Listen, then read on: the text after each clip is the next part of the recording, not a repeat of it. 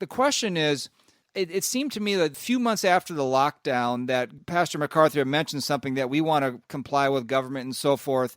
What went into the major change to all of us on saying, no further now. This is the end. This is unreasonable. This is against what we are convicted by Scripture to do. Government has exceeded even their constitutional authority.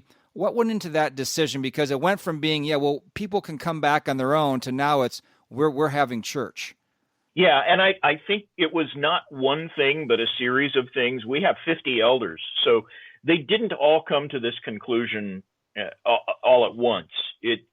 Various ones of us began to ask questions and rethink the issues over different things. And for me, it was when the governor reinstituted the quarantine and basically said this is indefinite. We will decide when the state gets to open up. We will decide when churches get to meet again. And I had said from the beginning, when we started the quarantine, look, I'm okay with 15 days to flatten the curve. You do the math on that, and at most we might miss 3 Sundays. And then it was extended because they felt the curve wasn't flattened enough. And then it dragged out to 3 months. And I began to think, at some point, if this just becomes a never-ending quarantine, we come face to face with Hebrews 10:25. Don't forsake the assembling of yourselves together. Mm-hmm.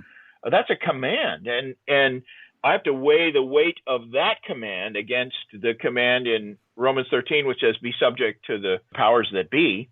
Which one applies in these circumstances? And I think for me, it was when the governor basically said, this is indefinite, we'll let you know someday that you might be able to meet again.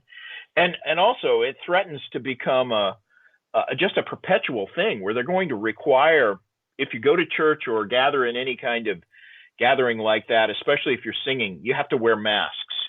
And the thought of the people of God meeting together all masked up, it's just an odious thought to me, especially when you have what really seems to amount to a tyrant making arbitrary and whimsical rules about this for which there is no clear science.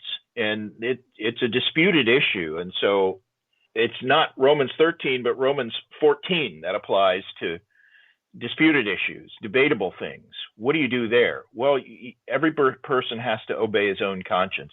So that's ultimately what we decided to do at Grace Church. We're not forcing on anyone any new rules. If they want to wear a mask and socially distance, there are plenty of opportunities for them to do that and still participate in our worship services.